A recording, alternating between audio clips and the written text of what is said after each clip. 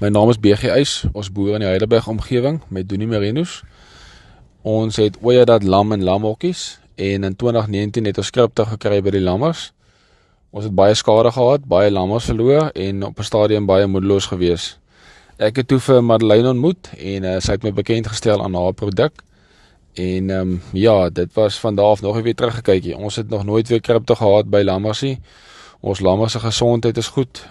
Die lammers se groei is uitstekend. Ons bemark 90% van die lammers met speentyd.